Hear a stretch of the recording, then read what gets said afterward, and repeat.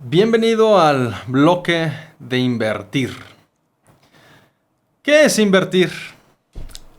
Invertir es un proceso que yo lo asemejo a un proceso de agricultura.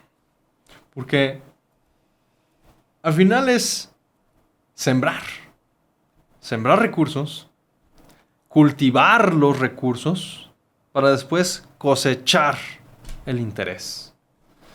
¿Sí? El interés, el beneficio, el rendimiento. Que se vuelve a dar y se vuelve a dar y se vuelve a dar y se repite muchas veces hasta que tenga un uso ese dinero. Y el tema de inversión, vamos a ver ahorita que hay muchas opciones, muchas fórmulas, muchas teorías y reglas. Pero quiero empezar con los riesgos. ¿Cuáles son los riesgos de la inversión? Primero, tenemos el tema de inflación. ¿Qué es la inflación? Es cuando los precios de las cosas suben y entonces nuestro dinero nos alcanza para menos. ¿Por qué se da el fenómeno de la inflación? Hay muchos motivos y son muy particulares a los diferentes mercados. Por ejemplo, a nivel mundial tuvimos un efecto de mucha inflación cuando vino la pandemia. ¿Por qué? Porque la pandemia rompió rutas de transporte que hacía que las cosas ahora fueran más caras porque traerlas en donde se vendía costaba más. Entonces quien las compra tiene que repercutir ese incremento en el costo, en el precio, y por lo tanto se sube el precio. Pero nuestro dinero creció en función de en qué invertimos. ¿Sí? ¿Cuál era la tasa de interés o el rendimiento que obtuvimos de él? Entonces el primer tema es, cuando invertimos, tenemos que buscar vencer o al menos lograr el mismo rendimiento que la tasa de inflación. Otra cosa, la inflación, existe la inflación generalizada, que es la que se reporta luego en medios, que reporta el Banco de México. La inflación fue del 6-8%. Pero dicen luego las personas que en la casa se dedican a comprar el súper: oye, pero la leche subió 20%. ¿Sí? Las frutas y las verduras subieron un 30%. No es cierto que la inflación subió solamente 8%. Y tienen razón. Esos niveles de inflación son la inflación de todos los productos, o una canasta, una gama de productos, ¿sí?, que está promediada. Pero cada quien tiene su inflación particular, dependiendo en qué es lo que estés gastando. ¿Sí? Hay quien sí gasta en gasolina, hay quien no. Hay quien sí gasta en escuelas, hay quien no. Y todo sube diferente.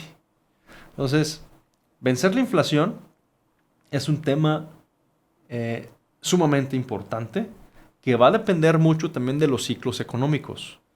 Porque la inflación es el resultado de un ciclo económico, ¿sí?, en donde se sobrecalentó la economía, ¿sí?, hubo mucha demanda o hubo disrupciones en los mercados, como el que comenté del COVID, que generó la inflación. Entonces, normalmente los rendimientos en este momento, o en ese momento que subió mucho, les va a costar trabajo lograr o superar el rendimiento igual a la inflación. Pero ¿qué es lo que sucede? Cuando hay momentos de alta inflación, después, en respuesta para bajar la inflación o contener la inflación, el Banco Central sube las tasas de interés. ¿Sí? Entonces, cuando suben las tasas de interés, el recurso puede ganar más rendimiento, ¿sí? Partiendo de esa tasa libre de riesgo. Por eso hoy los CETES están pagando 11%, ¿sí? Cuando hace 3, 4 años estaban pagando 4,5%. ¿Sí? Se vino la inflación alta en 2020, 2021, ¿sí? Subieron las tasas de interés y hoy en 2024 la inflación está bajando, pero tenemos una tasa de interés alta, por lo tanto estamos pudiendo vencer la inflación ahorita en 2023-24 de una manera más sencilla. ¿Sí? Si hoy inviertes en CETES, ¿sí?, a un año, vas a poder tener la tasa del 11%. ¿Sí? La inflación se estima que sea baja, alrededor del 4%, inclusive menos. La diferencia entonces de lo que ganaste menos la inflación se llama interés real. Entonces, 11 puntos menos 4 puntos, 11, 10, 9, 8, 7 puntos de interés real. Eso es lo que realmente ganó tu dinero. Ok. Entendido esto, vamos a pasar por otros riesgos importantes al momento de invertir. El siguiente es la volatilidad. ¿Qué significa la volatilidad? Que los precios de los bienes que compramos suben, bajan, suben, bajan, suben, bajan. Y cuando los necesitamos, nos puede agarrar con los dedos en la puerta en un punto bajo y tengamos que venderlos porque necesitábamos el dinero y perdamos dinero. Nos rindió menos, ¿sí?, que lo que nos costó. Entonces compré una acción a 100 pesos y la vendí en 80 porque necesitaba el dinero. ¿Sí? Esto es un riesgo que, comulgando con una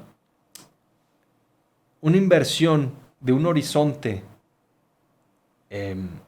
no coincidente, ¿sí?, se da muy a menudo.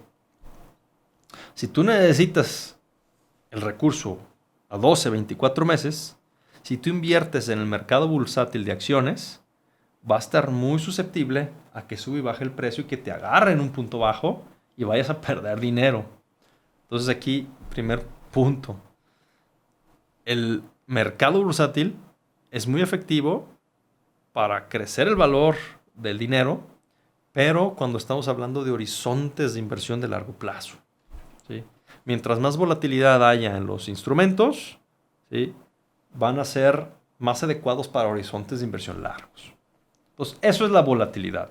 Y todos los bienes, todas las inversiones pueden sufrir temas de volatilidad. Oye, pero en Guadalajara los depas suben y suben y suben y suben de precio. ¿Sí? Bueno, sí es verdad. Pero si llega un punto donde tú lo tienes que vender, ¿sí?, lo más seguro es que no vayas a poder tú cobrar ese supuesto precio. ¿Sí? Vas a tener que vender más barato que lo que el supuesto precio del mercado de compra es. Entonces hay una diferencia entre el precio de compra y el precio de venta en todo. ¿Sí? En los inmuebles no hay excepción. Pero también, si sucede que donde tienes un terreno o un departamento, ¿sí?, llega, vamos a decir por algún motivo, una industria, ¿sí?, que hace que el lugar sea menos atractivo, pues puede perder valor, absolutamente. Entonces, es un efecto también de la volatilidad. Siguiente riesgo, riesgo de liquidez. La liquidez es el oxígeno de todas las finanzas. Si no hay liquidez, no puedes pagar proveedores. Si no hay liquidez, no puedes moverte. Entonces, cuando estamos armando un portafolio de inversión, tenemos que estar velando por la liquidez. Porque nos hemos encontrado, por ejemplo, con patrimonios, ¿sí?, de gente que tiene muchos recursos, mucho dinero, pero el 99% de esos recursos está enterrado en tierra, terrenos. ¿Sí? Entonces, si esta persona quisiera de repente hacer algo con sus recursos, va a tener que liquidar, va a tener que vender parte de sus terrenos y mientras más le urja, más va a tener que bajar el precio. ¿Sí? Que no lo hubiera tenido que hacer si su patrimonio estuviera compuesto de una diversificación de otros instrumentos con horizontes más cortos o inclusive con algo de liquidez, ¿verdad? Con dinero disponible. Entonces el tema de liquidez es importante. No concentrar en activos ilíquidos porque nunca sabes cuándo vas a tener que recurrir a ellos. Y el otro tema es la concentración. ¿Sí? Si todas nuestras inversiones están en una sola canasta o en un tipo de canasta, en un tipo de instrumento, en un tipo de industria, un solo sector, ubicación geográfica, imagínense a alguien que hubiera tenido todo su patrimonio en diferentes departamentos, de diferentes tamaños, de diferentes valores, en Acapulco. Claro ejemplo de estar hiperconcentrado en un lugar, ¿sí? Se concentran los riesgos y puede ser muy dañino. Entonces, este mismo patrimonio, hablando en el caso de tener departamentos, es mejor tenerlos diversificados en diferentes lugares o en diferentes tipos de clientes. O no es lo mismo un departamento en la playa, un departamento en el campo, un departamento en la ciudad. ¿Sí? Quienes van a ir a rentarte son diferentes.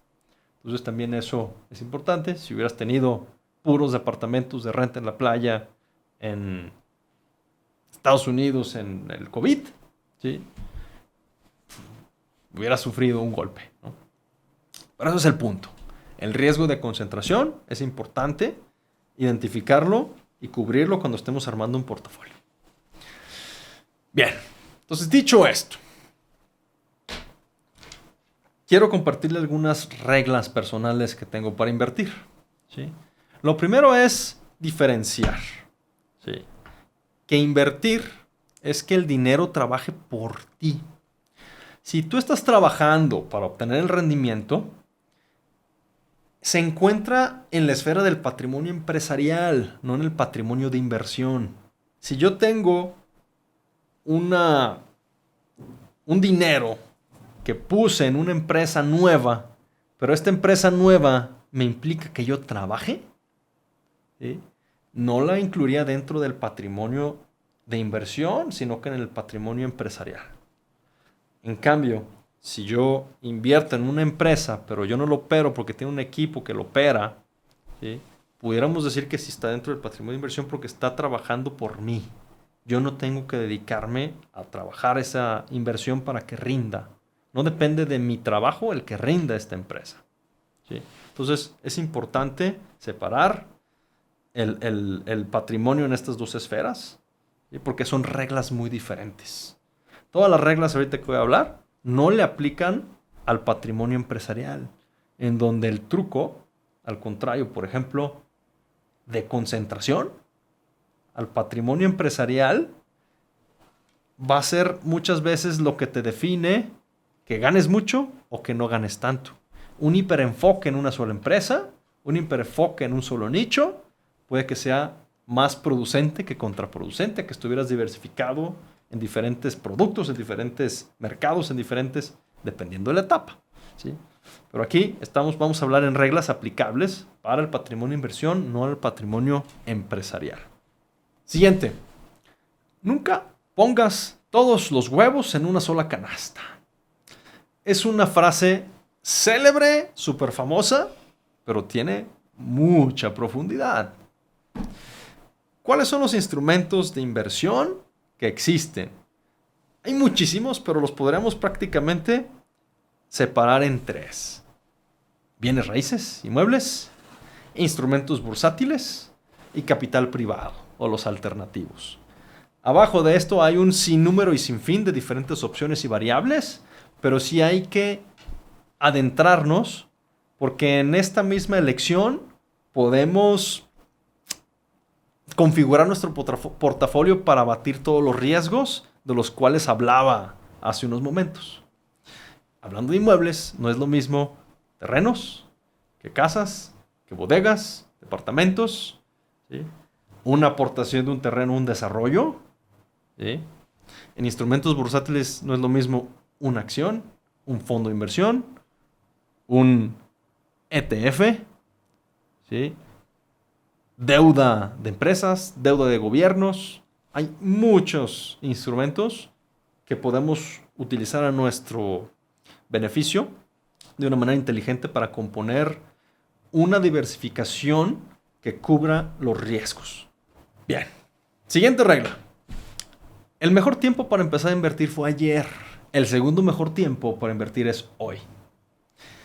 Esto es porque mientras antes empieces, el potencial y el poder del interés compuesto te va a dar un efecto multiplicador. ¿Qué significa? ¿Qué es el interés compuesto? Dicho de otra manera, es que tus intereses después te generen más intereses. Y los intereses del interés te generen más interés. Y los del interés, del interés, del interés que generan interés. Entonces empiezas a generar una bola de nieve. Una bola de nieve que crece, crece, crece, crece. ¿Sí?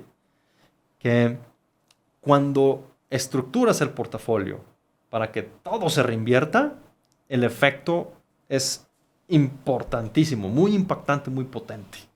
¿Sí?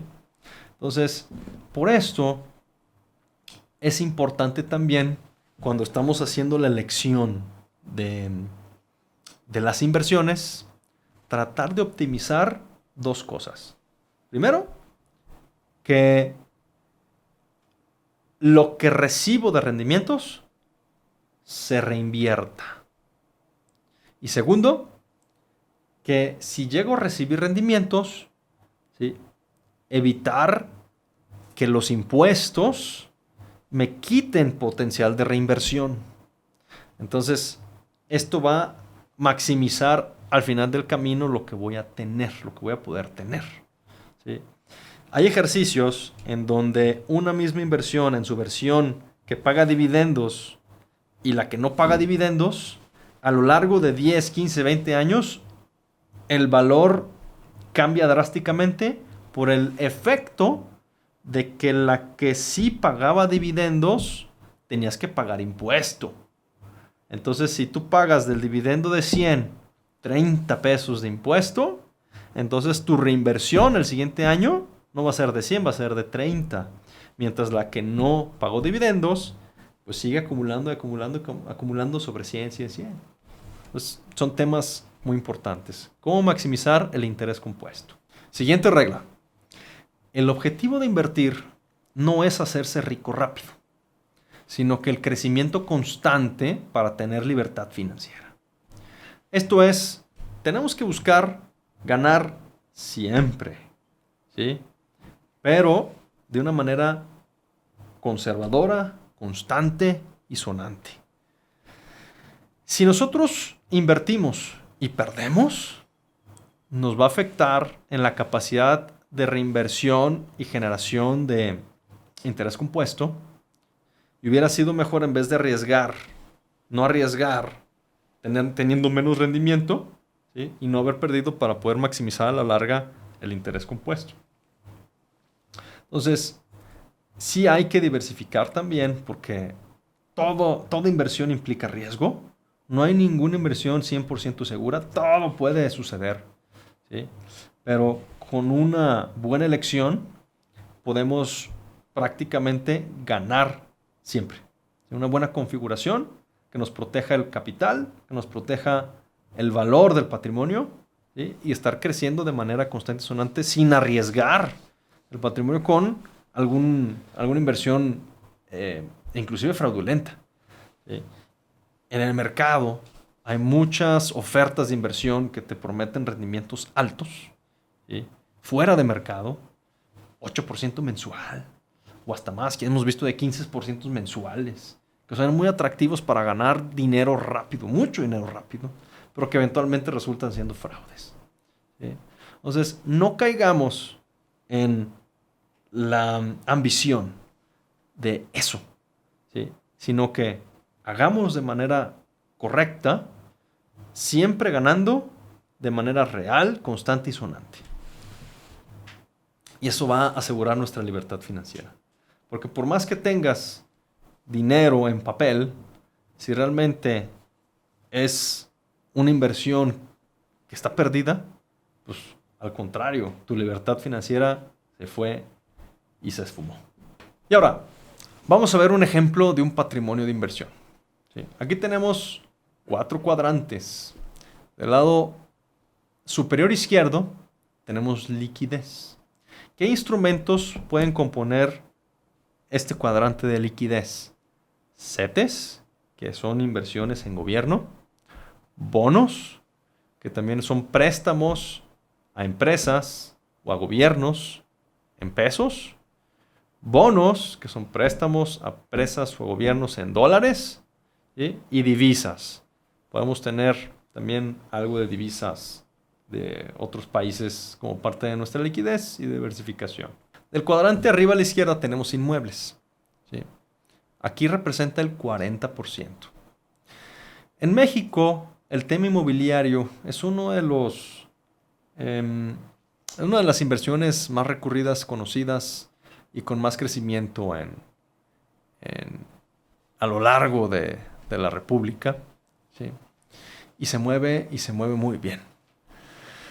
Tiene que ver mucho con que el mercado inversionista no es tan sofisticado como mercados como Estados Unidos, en donde los instrumentos bursátiles son mucho más recurridos que en México. Por lo tanto, en México el patrimonio inmobiliario es el de los que más tienen también circulación y movimiento. Entonces, hablando de este tema, podemos ver diferentes clases de inversión inmobiliaria. Terrenos, inmuebles para venta, inmuebles para renta, ¿sí? Preventas, también podemos comprar preventas. Lo atractivo de las preventas es que tú puedes comprar un inmueble con dinero que no vas a necesitar en el momento y al final, cuando esté listo, habrás tenido un descuento en el precio. El riesgo y lo malo, lo feo de las preventas es que estás dejando que el desarrollador de ese inmueble, ¿sí?, haga lo que tiene que hacer. O sea, el riesgo de las preventas es que el desarrollador no termine de hacer el desarrollo, que no termine de construir. ¿Sí? Entonces, si no termina de construir, entonces al final lo único que vas a tener es un papel. ¿Sí? Entonces, para poder atender bien una preventa, idealmente tendrías que analizar el plan de negocios, el estudio de mercado, las fuentes de fondeo y la capacidad constructiva del desarrollador y su equipo de construcción. ¿Sí? Que muchas veces, si tú vas a un desarrollo que está vendiendo preventas, le dices, oye, quiero ver esto, quiero ver tu crédito puente, quiero ver cómo está el fideicomiso, te van a cerrar la puerta en la cara y te van a decir siguiente. ¿Sí? Cosa que en Total Capital, aprovecho, nosotros estamos otorgando créditos puente de construcción en donde ya vemos todo esto y también estamos participando en las preventas ofreciéndoselas a nuestro club de inversionistas. Entonces, estamos ofreciendo preventas seguras. Bueno, esto por la parte de inmuebles. Es un tema que cuando vemos patrimonios de inversión, muchas veces se carga más del 40%. Vemos que hemos visto 90%, pero de ahí para abajo. ¿Sí? El riesgo de tener mucha carga en tema inmobiliario es que no es tan rápido convertirlo en dinero. ¿Sí? Cuando vendemos un inmueble tenemos que pasar por varios procesos, inclusive en los que interviene un notario, un registro, y toma su tiempo. Mientras más concentrado también sea el inmueble, mientras más cara sea la casa, más caro sea el departamento, es más difícil convertirlo en dinero si es que se llega a necesitar. O muchas veces se necesita cada año para hacer un rebalanceo del portafolio. ¿Sí? Bien, abajo a la izquierda tenemos el cuadrante de instrumentos bursátiles. ¿qué puede haber en instrumentos bursátiles? Tenemos, por ejemplo, los ETFs. ¿Qué son los ETFs? Exchange Traded Funds, por sus siglas en inglés, que son fondos de inversión que cotizan en bolsa, ¿sí? En donde en vez de comprar una acción de un Bimbo, de un Cemex, compras una acción de este fondo que cotiza en bolsa, que a su vez en su patrimonio está hiperdiversificado, ¿sí? Hay ETFs que en su panza o en su patrimonio tienen a su vez cientos o inclusive miles de acciones, ¿sí? Que están rastreando o siguiendo el desempeño de algún índice, ¿sí? Como por ejemplo el índice de la Bolsa de Estados Unidos, el índice de la Bolsa de México, etcétera, etcétera. Y hay muchos ETFs diseñados para seguir también índices de diferentes industrias, países, sectores o estrategias, ¿sí? ¿Por qué el ETF es un instrumento que, en mi opinión, para inversiones de horizontes de largo plazo es el ideal? Porque los ETFs, a diferencia de los fondos de inversión, ¿sí?, el costo de gestión es mucho más bajo. Un ETF puede estar cobrándote un costo de gestión de menos de un 1%, mientras que el fondo de inversión muchas veces está más arriba de ese 1%. Entonces, un mismo portafolio que te rinde 100, del otro lado te va a rendir 99, y cuando lo pones a largo plazo, ¿sí?, al tema de interés compuesto, a la larga va a haber mucha diferencia, ese 1% diferente, o sea, que te ahorraste en gestión. Es un 1% que se reinvirtió la tasa de rendimiento, y es sumamente importante optimizar. Y este instrumento lo optimiza, ¿sí? Después tenemos instrumentos bursátiles, fibras. Las fibras son fideicomisos que tienen en su patrimonio bienes inmuebles que se rentan, ¿sí? Y estos fideicomisos cotizan en bolsa. Para comprar fibras, al igual que los ETFs, hay que ir a una casa de bolsa, abrir una cuenta y allí direccionar el recurso hacia esos instrumentos, ¿sí? Y la fibra, lo que tiene de interesante es que son puros inmuebles que están cobrando rentas, ¿sí? Y si tú quieres invertir, por ejemplo, en el fenómeno del nearshoring, hay fibras que se especializan en la renta de naves industriales. Entonces tú puedes comprar un pedacito de este fideicomiso que tiene en su patrimonio cientos o miles de naves industriales que están operando y trabajando, sudando por el capital. Entonces es una buena opción porque también, si tú requieres del dinero, te da más opción de realizarlo que si tú tuvieras la nave industrial y tú la rentaras por tu cuenta. ¿Cuánto tiempo te tarda en vender una nave industrial versus si tú tienes una fibra? Y otra cosa muy importante es que normalmente los mercados no siguen la misma ruta, ¿sí? Si la bolsa sube 8%, la fibra no tiende a subir en ese mismo porcentaje, sino que puede inclusive subir menos o bajar, pero a la inversa, cuando el mercado baja, ¿sí?, el de la bolsa, las fibras pudieran llegar a subir de una manera inversa. O sea, no están correlacionadas. Entonces, algo que también es importante hacer cuando configuras un portafolio: buscar una no correlación, porque si hay mucha correlación, pues invertirás en lo mismo, ¿sí? El siguiente elemento es el REIT, que es prácticamente una fibra en Estados Unidos que puede servir para invertir también en inmuebles con rentas, pero en una divisa diferente. Y finalmente, los commodities. También se usa mucho invertir en fondos que tienen en su patrimonio bienes como petróleo, como oro, metales, insumos del agro, etcétera, que también funciona mucho para romper la correlación de las inversiones en instrumentos bursátiles. Y finalmente tenemos capital privado, abajo a la derecha, ¿sí? El capital privado son instrumentos, ¿sí?, a los que podemos acceder, que no se dirige el recurso a un mercado público. Por ejemplo, en Total Capital tenemos fondos que captan inversiones de un club exclusivo, ¿sí?, y el dinero se dirige a operaciones de préstamo privado con garantías reales, como por ejemplo, le prestamos a un desarrollador para construir una torre o un pequeño condominio. Le prestamos a una empresa para que pueda arrendar paneles solares. Eso es crédito privado, ¿sí?